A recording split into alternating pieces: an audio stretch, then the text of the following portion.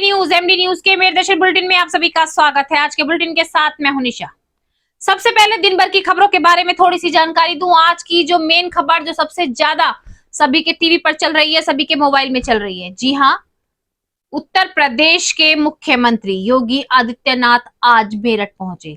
कई जगह कार्यक्रमों में सम्मिलित हुए। आपको बताती चलूं, आगे पूरा मैं मेरदर्शन चैनल के माध्यम से आपको दिखाऊंगी, लिखा हुआ नहीं। उत्तर प्रदेश के मुख्यमंत्री ने क्या कहा, उनकी जुबानी आपको सुनाऊंगी। सबसे पहले उत्तर प्रदेश के मुख्यमंत्री चौधरी चरण सिंह विश्वविद्यालय में पहुंचे। वहां पर आज आयुर्वेदिक को लेकर के आयुर्वेदा डॉक्टर्स वहां पहुंचे हुए हैं, जो ट्रेनिंग कर रहे हैं, वो छात्र छात्रा वहां पर पहुंचे हुए हैं। 3 दिवसीय सम्मेलन का आयोजन किया जा रहा है, जो महासम्मेलन है। दूर दूर के देशों से यहाँ पर आयुर्वेदा जो ज्ञाता है वो भी पहुंचे हुए हैं। आज कार्यक्रम में सम्मिलित हुए और साथ साथ आयुर्वेदा की महत्ता को बताते हुए उन्होंने आज के कार्यक्रम का शुभारंभ किया। वहीं दूसरी ओर पुलिस लाइन प्रशिक्षण में पहुंचे, जहां पर धन सिंह कोतवाल की प्रतिमा का अनावरण किया गया। एक और तो मुख्यमंत्री के आगमन की खुशियां मनाई जा रही थी, उनका स्वागत किया जा रहा था, लेकिन दूसरी ओर गोकुलपुर पुल पर गो कटान चल रहा था। जी हां, सारी खबरें मैं आपको आज दिखाने वाली हूं। वहीं मुख्यमंत्री से मिलने के लिए अधिवक्ताओं ने धरना प्रदर्शन भी किया, हंगामा भी किया। अपनी मांगों को लेकर मुख्यमंत्री से मिलना चाहते थे, लेकिन उनको मुख्यमंत्री से नहीं मिलने दिया गया और पुलिस द्वारा उनको गाड़ी में डालकर पुलिस लाइन भेज दिया गया।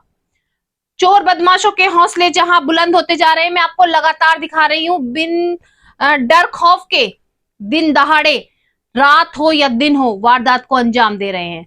आज भी लालकुर्ती थाना क्षेत्र में चोरों ने जो कार एसेसरीज की दुकान होती है उसमें हाथ साफ किया। तो जुड़े रहे मेरदर्शन के साथ, देखते रहे मेरदर्शन। सबसे पहले नजर डालते हैं आज की हेडलाइंस पर, जिसके प्रायोजक हैं जूम डिजिटल मूवी वर्ल्ड। मेरदर्शन समाचारों के इस भाग के प्रायोजक हैं खेमचंद पहलवान, पूर्व सदस्य उत्तर प्रदेश कांग्रेस कमेटी व अध्यक्ष गांधी मार्ग व्यापार संघ मेरठ। चौधरी चरण सिंह विश्वविद्यालय में 3 दिवसीय भारतीय आयुर्वेद महासम्मेलन एवं प्रादेशिक आयुर्वेद महासम्मेलन का किया जा रहा आयोजन। देश भर के लगभग 300 से ज्यादा आयुर्वेदाचार्य व 1200 छात्र छात्राएं रहे मौजूद। आज उत्तर प्रदेश के मुख्यमंत्री योगी आदित्यनाथ पहुंचे मेरठ। महासम्मेलन में हुए सम्मिलित किया शुभारंभ। आयुर्वेद चिकित्सा पद्धति पर रखे अपने विचार व आयुर्वेद की ट्रेनिंग कर रहे छात्रों से की बात। उत्तर प्रदेश के मुख्यमंत्री पहुंचे मेरठ। पुलिस प्रशिक्षण विद्यालय में शहीद कोतवाल धन सिंह गुर्जर की प्रतिमा का किया अनावरण। वह कहा, उत्तर प्रदेश में पुलिस व्यवस्था 3 गुना ज्यादा हो गई है दुरुस्त। गो सुरक्षा को लेकर किए जा रहे बड़े बड़े दावे, उसके बाद भी रोज गोकशी के मामले आ रहे सामने। आज उत्तर प्रदेश के मुख्यमंत्री योगी आदित्यनाथ पहुंचे मेरठ, किया जा रहा था उनका स्वागत। वहीं दूसरी ओर थाना भावनपुर क्षेत्र के गोकुलपुर पुल पर गोवंश के अवशेष मिलने से मचा हड़कंप। खबर मिलते ही मौके पर पहुंचे अधिकारी, ग्रामीण व हिंदू संगठन के लोगों ने जमकर किया हंगामा। मेरठ में हाईकोर्ट बेंच की मांगों को लेकर अधिवक्ताओं ने कचहरी गेट अंबेडकर चौक पर की नारेबाजी। मुख्यमंत्री से मिलने की मांग, किया हंगामा। मौके पर पहुंचे एसपी सिटी व सिविल लाइन थाना अध्यक्ष। अधिवक्ताओं को बस में बैठाकर लाए पुलिस लाइन। चोर लुटेरों का गिरोह लगातार वारदातों को दे रहा अंजाम। शुक्रवार रात थाना लालकुर्ती क्षेत्र के बाउंड्री रोड टेलीफोन एक्सचेंज के सामने कार एसेसरीज की दुकान में ताला तोड़कर दुकान में रखे लगभग 1.5 लाख रुपए के सामान व गले में रखे पैसों पर किया हाथ साफ। दुकान मालिक नसीम ने पुलिस को दी सूचना। मौके पर पहुंची पुलिस लगी जांच में। होली रंगों के पर्व पर दिल्ली में जापान की युवती के साथ बदसलूकी करते हुए वीडियो जमकर वायरल। वीडियो वायरल होने के बाद दिल्ली पुलिस ने की कार्रवाई। 3 लफंगों को किया गिरफ्तार। जापानी पीड़ित महिला इस हरकत के बाद भारत छोड़कर गई वापस जापान। अब खबरें विस्तार से। सबसे पहले आज मैं आपको दिन भर की सबसे बड़ी खबर आपको वही बताने जा रही हूं कि उत्तर प्रदेश के मुख्यमंत्री आज मेरठ पहुंचे। मेरठ क्रांति धरा पर पहुंचकर उनका स्वागत किया गया। जी हां, भाजपा के सभी पदाधिकारियों, कार्यकर्ताओं और मेरठ शहर के सभी गणमान्य नागरिकों के साथ साथ सभी लोगों ने उनका स्वागत किया। सभी ने स्वागत के साथ साथ सबसे पहले कार्यक्रम में चौधरी चरण सिंह विश्वविद्यालय में उत्तर प्रदेश के मुख्यमंत्री सम्मिलित हुए। आज वहां पर 3 दिवसीय आयुर्वेद को लेकर के महासम्मेलन का आयोजन किया जा रहा है, जिसमें देश भर से 300 आयुर्वेदाचार्य, 1200 छात्र छात्रा मौजूद थे। वहां पर पहुंचकर उत्तर प्रदेश के मुख्यमंत्री द्वारा कार्यक्रम का शुभारंभ किया गया। साथ साथ आयुर्वेद पद्धति के बारे में अपने विचार रखे गए कि कोरोना काल में हम सब जान चुके हैं कि आयुर्वेद की कितनी बड़ी महत्वता होती है। अंग्रेजी दवाइयों से इलाज होता है, आयुर्वेद दवाइयों से भी इलाज होता है, लेकिन आयुर्वेद दवाइयां धीरे धीरे तो अपना काम करती हैं, लेकिन बिल्कुल ठीक प्रकार से मरीज को खड़ा कर देती है। और ये सब चीजें कोरोना काल में सब जान चुके हैं।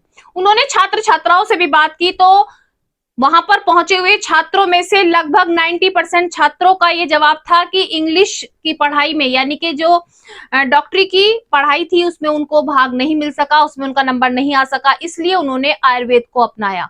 उन्होंने उनके इस विचार को भी खत्म करते हुए कहा कि आयुर्वेद को अपना लक्ष्य बनाएं, क्योंकि आयुर्वेद में ही आप तरक्की कर सकते हो। बहुत सी बीमारियों का इलाज इंग्लिश दवाइयों में नहीं है जो आयुर्वेद दवाइयों में है, और सही कर सकते हो। तो आप खुद सुने कि उत्तर प्रदेश के मुख्यमंत्री ने किस तरीके से आयुर्वेद को लेकर अपने विचार रखे, किस तरीके से बताया कि आयुर्वेदिक दवाइयों का क्या योगदान है, और छात्र छात्राओं से भी उन्होंने बात की। वहीं उनका स्वागत काफी धूमधाम के साथ किया गया।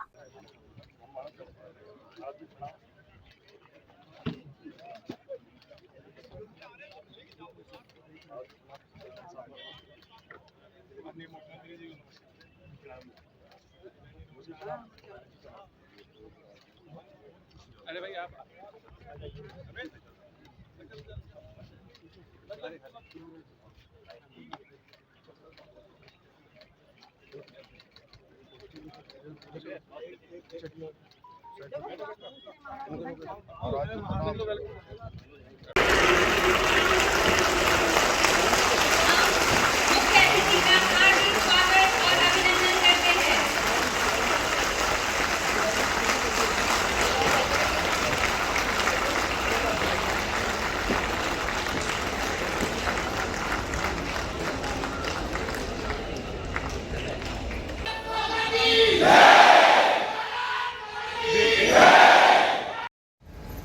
प्रदेश सरकार में मेरे सहयोगी मंत्री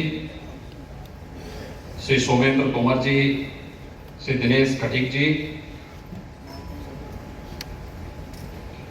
इस कार्यक्रम के संयोजक और राज्यसभा के माननीय सांसद डॉक्टर लक्ष्मीकांत वाजपेयी जी,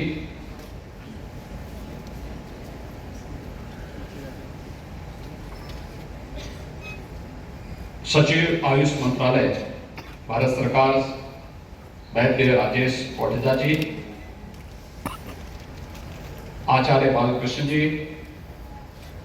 सचिव आयुर्वेद विद्यापीठ श्री वैद्य देवेंद्र त्रिगुणा जी, इस आयुर्वेद महापर्व को आपका आशीर्वाद प्राप्त हो रहा है, एक नई उड़ान के लिए तैयार कर रहा है। और इसलिए मैं इस आयुर्वेद सम्मेलन के अवसर पर क्रांतिधारा मेरठ में भारत की पौराणिक और ऐतिहासिक पृष्ठभूमि की इस धरा पर मैं इन सभी आयुर्वेद के विशेषज्ञों की ओर से आपका हृदय से स्वागत करता हूं, अभिनंदन करता हूं। उत्तर प्रदेश के अंदर वर्तमान में उत्तर प्रदेश सरकार के द्वारा जिस क्षेत्र में यह आयुर्वेद सम्मेलन किया गया है, यहाँ के बहुत सारे आयुर्वेद के हमारे विशेषज्ञ हैं या रहे हैं, जिन्होंने इस फील्ड में अपने समय में विषम परिस्थितियों का सामना करते हुए बहुत कुछ करके दिखाया।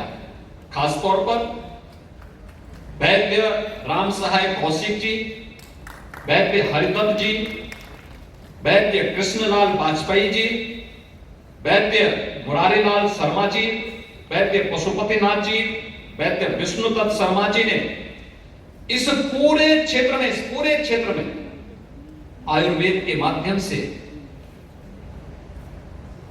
आयुष की जिस पद्धति को आगे बढ़ाने का कार्य किया था, अत्यंत अभिनंदनीय है।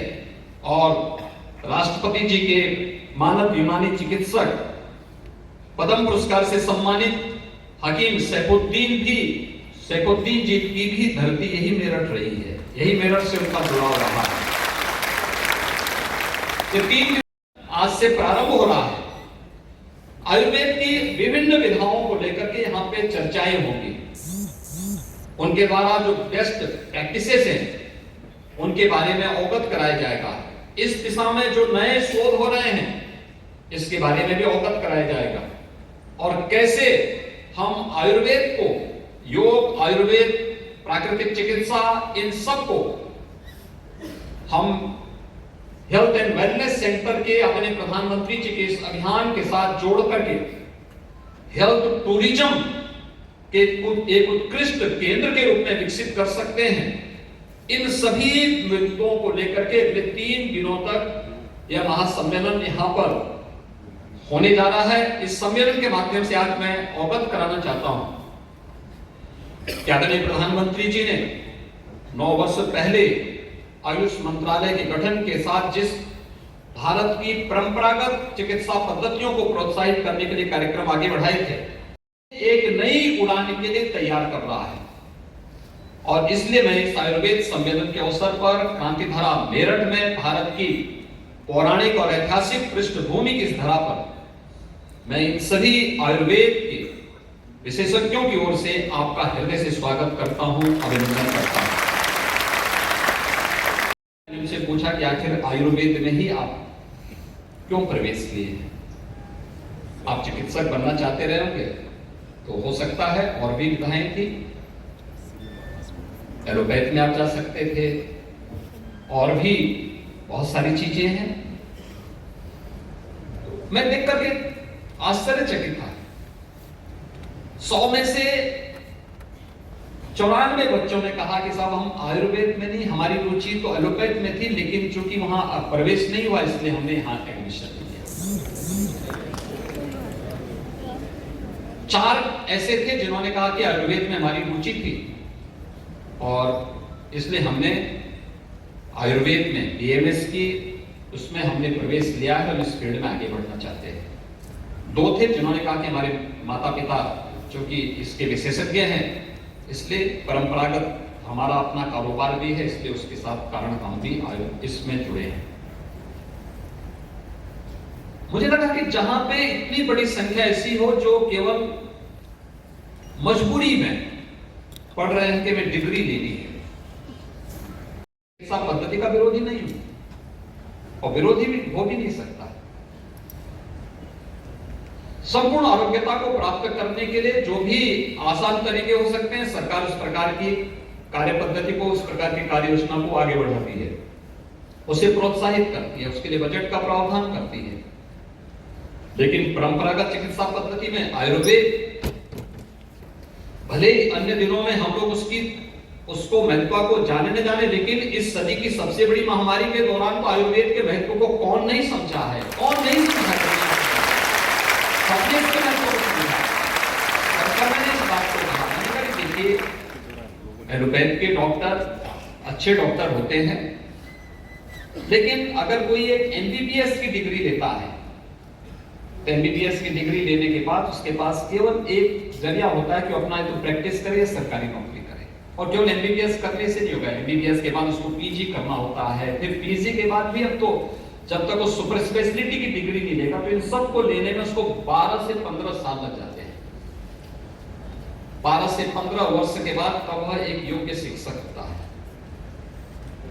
एक एमबीबीएस अगर अपना हॉस्पिटल खोलेगा तो चलाना उनके लिए दिक्कत हो जाएगी, लेकिन एक बीएमएस डॉक्टर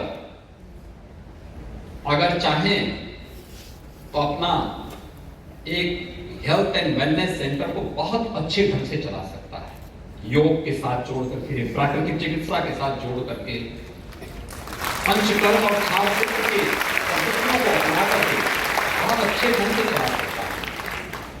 एक बीएमएस डॉक्टर सरकारी नौकरी भी उसके लिए हमेशा तैयार है, और सरकारी नौकरी के अलावा अगर वो चाहता है कि नहीं मुझे अपने अन्नदाता किसानों के साथ अपने आप को जोड़ना है, तो वह एफपीओस का गठन करके, एफपीओस के माध्यम से मेडिसिनल प्लांट की खेती करवा करके हजारों किसानों के जीवन में उनकी आमदनी को कई गुना बढ़ाने में योगदान दे सकता है और इस पद्धति को भी आगे बढ़ाने में अपना योगदान दे सकता है। तो मैंने कहा आपके यहाँ तो डिग्री एक लेकिन उपयोग अनेक है। सबसे बड़े राज्य उत्तर प्रदेश की पावन धरती पर हार्दिक स्वागत व अभिनंदन करती हूँ। ही मैं इस आयुर्वेद महासम्मेलन में उपस्थित सभी महानुभाव का भी हार्दिक स्वागत करती हूँ। मित्रों, आज यहाँ बड़ी संख्या में आयुर्वेद के विशेषज्ञ इस महासम्मेलन में भाग लेने के लिए आए हैं। मैं आश्वस्त हूँ कि इतनी बड़ी भागीदारी आयुर्वेद के प्रचार प्रसार को प्रोत्साहित करेगी। इसके साथ ही WHO द्वारा जामनगर में मॉडर्नाइजेशन मॉडल सिस्टम की स्थापना एक गौरवशाली कार्यक्रम हमारे लिए है। माननीय प्रधानमंत्री श्री नरेंद्र मोदी जी के नेतृत्व में आयुष मंत्रालय देश में आयुर्वेद पर्व का आयोजन इस प्रकार के महासम्मेलन के माध्यम से करवाता है। वर्तमान समय में हमारे उत्तर प्रदेश में यह दूसरा आयुर्वेद महासम्मेलन मेरठ में आयोजित हो रहा है। यह संपूर्ण पश्चिमी उत्तर प्रदेश के लिए गर्व की बात है। इससे पूर्व यह महासम्मेलन 4 वर्ष पहले प्रदेश की औद्योगिक नगरी कानपुर में आयोजित हो चुका है। भारत में ऋषियों एवं सन्यासियों की लंबी परंपरा रही है, जिन्होंने स्वयं अपनी स्वदेशी स्वास्थ्य सेवाओं का तंत्र विकसित किया, जैसे आयुर्वेद, योग एवं सिद्ध पद्धतियां। ये सभी पद्धतियां सर्वे भवन्तु सुखिनः सर्वे सन्तु निरामया, यानी सभी प्रसन्न रहे, सभी स्वस्थ रहे के दर्शन पर आधारित।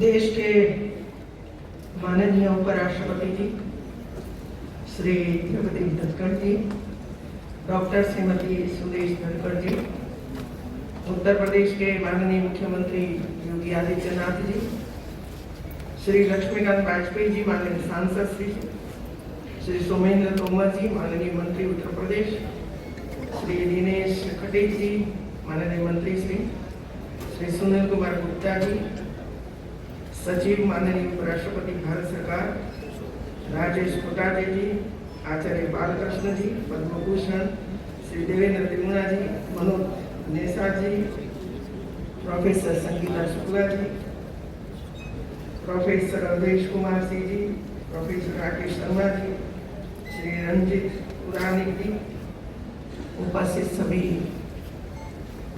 अधिकारीगण, देवी और सज्जनों, भारत गणराज्य के माननीय उपराष्ट्रपति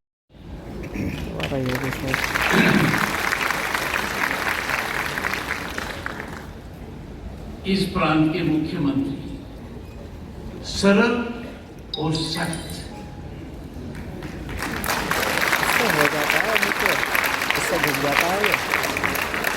अपने नाम के अनुरूप कार्यरत श्रीमान योगी आदित्यनाथ जी,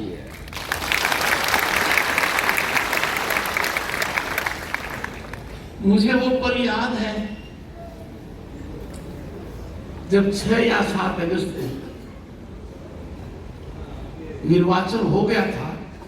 शपथ एक सप्ताह बाद थी, आप आए। आयुर्वेद वालों को जांच करनी पड़ेगी।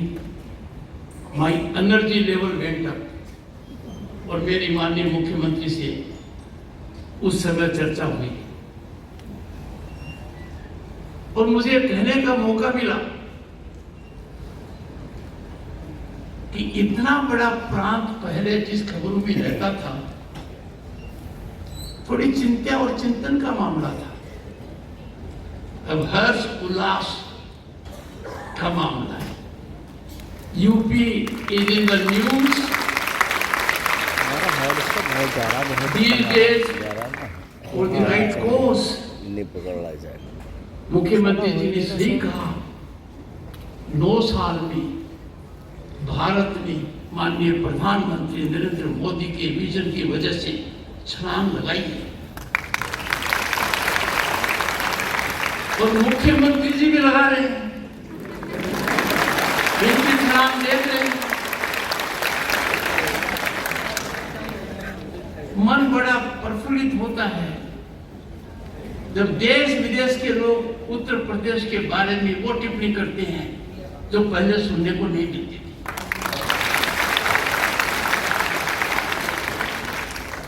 उत्तर Pradesh is the spinal strength of Indian democracy.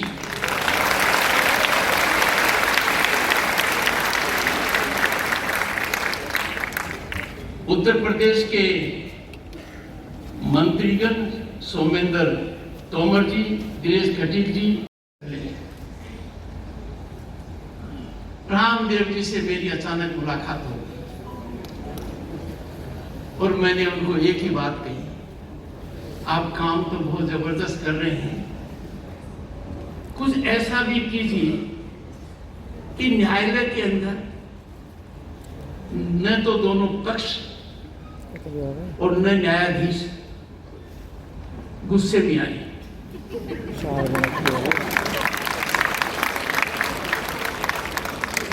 महामहिम राज्यपाल जी उन्होंने 2-4 गुण बताए, पर मैं उनसे दूसरा निवेदन करना चाहता हूं जो मेरी बड़ी पीड़ा है कि एक ऐसा गुण बनाइए, आयुर्वेद में ऐसी औषधि बनाइए, ऐसा योग बनाइए कि हमारे संसद की गरिमा ठीक है।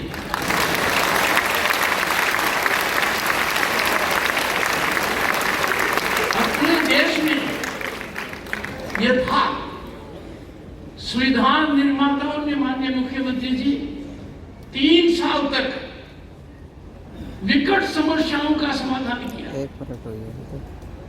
Contentious issues, divisive issues by dialogue, discussion, deliberation और डिबेट, और 3 साल में एक बार भी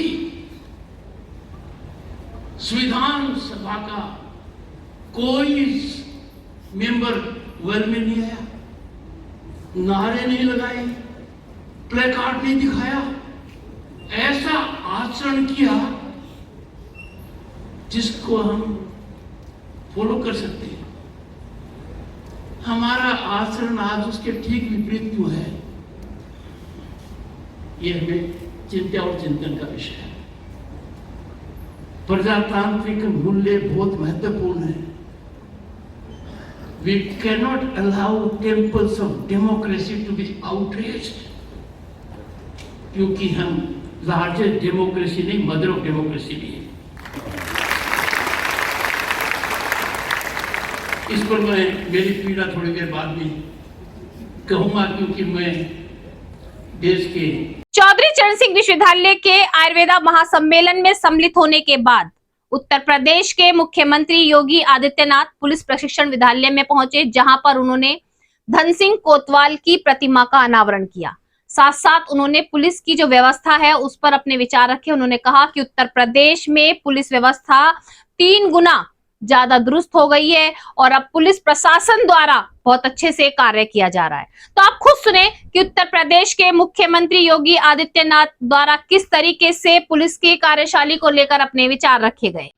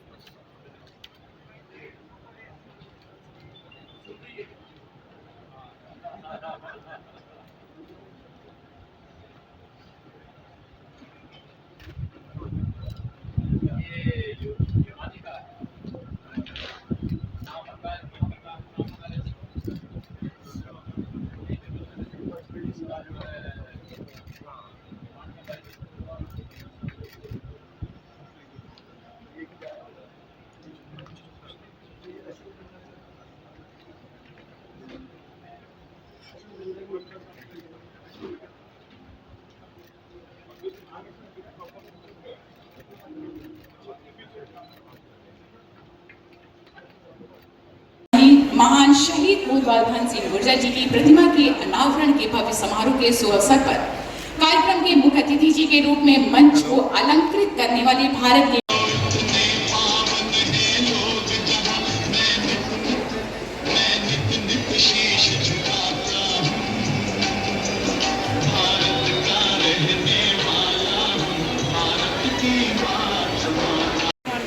मन को छूने वाला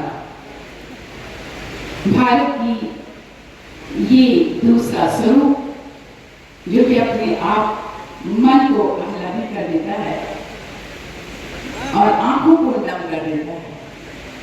Dhan Singh Gurjar police training school में अमर शहीद कोतवाल धन सिंह गुर्जर की प्रतिमा का अनावरण किया गया है। मुझे इस बात की प्रसन्नता है कि उत्तर प्रदेश सरकार ने वर्ष 2022 में न केवल इस पुलिस प्रशिक्षण विद्यालय को उच्चीकृत कर state of the art police training centre घोषित किया, बल्कि इसका नामकरण महान सेना में शहीद धन सिंह गुर्जर कर दिया। इसके लिए मैं प्रदेश सरकार का आभार व्यक्त करती हूँ और अभिनंदन भी देती हूँ।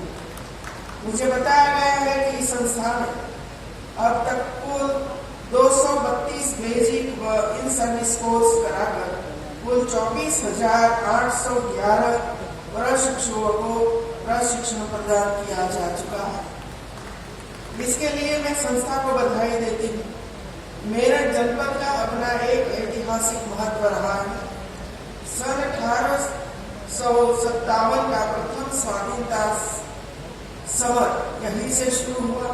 स्वतंत्र आंदोलन में इस नगरी ने न केवल सैनिक क्रांति की शुरुआत हुई, वह वास्तव में देश की आजादी के संग्राम की शुरुआत थी। यह क्रांति सैनिकों के विद्रोह से प्रारंभ हुई।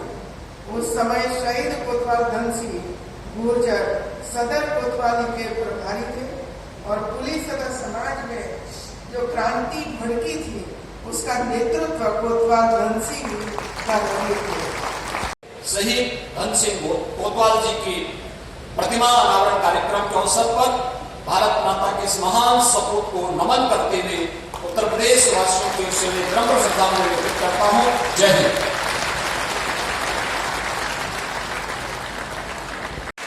इसके लिए कदम अलग अलग स्तर पर कदम उठाने पड़े। आदरणीय प्रधानमंत्री जी की प्रेरणा से पिछले 6 वर्ष के अंदर उत्तर प्रदेश में पुलिस की ट्रेनिंग क्षमता को लगभग 3 गुना प्रदेश के अंदर बढ़ाया गया। 1,64,000 से अधिक पुलिस कार्मिकों की भर्ती और उनके प्रशिक्षण के कार्यक्रम को सफलतापूर्वक आगे बढ़ा करके जहां इन कार्यक्रमों को आगे बढ़ाया गया, वही अगर कहीं पर अपराध की प्रकृति बदली है तो उसके अनुरूप उस प्रकार के कानून बनाने और उस प्रकार के इक्विपमेंट पुलिस फोर्स को उपलब्ध करा करके उन्हें प्रशिक्षित करने के कार्य भी किए गए।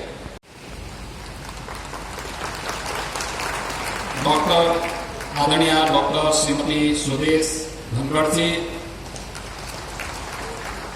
प्रदेश की माननीय राज्यपाल, इस देश ने जब अपनी आजादी के अमृत महोत्सव के कार्यक्रम को आगे बढ़ाया, उस समय उत्तर प्रदेश के मुख्यमंत्री योगी आदित्यनाथ के मेरठ पहुंचने पर उनके स्वागत में जहां तैयारियां की गई, उनका स्वागत धूमधाम से किया गया। सभी भाजपा के पदाधिकारी मंत्री वहां पर मौजूद थे। पुलिस व्यवस्था पूर्ण रूप से वहां पर दुरुस्त की गई थी। वहीं अधिवक्ताओं ने भी अपनी मांगों को लेकर मुख्यमंत्री से मिलना चाहा।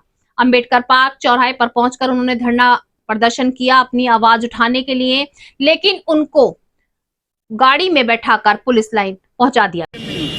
और तो मेरा कहना यह है कि अगर ये हम लोगों को हाईकोर्ट बेंच के बारे में सिफारिश करके नहीं भेजते हैं वहाँ, हम तो मिलने को मना करते हैं, तो मैं यहाँ से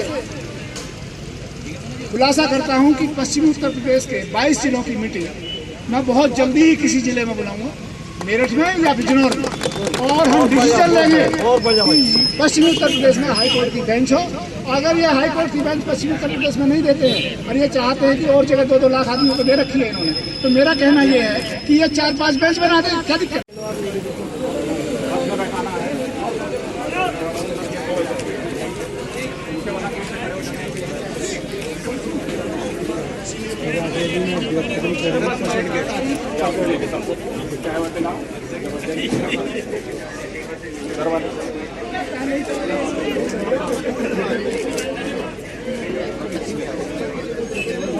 आराम से बैठा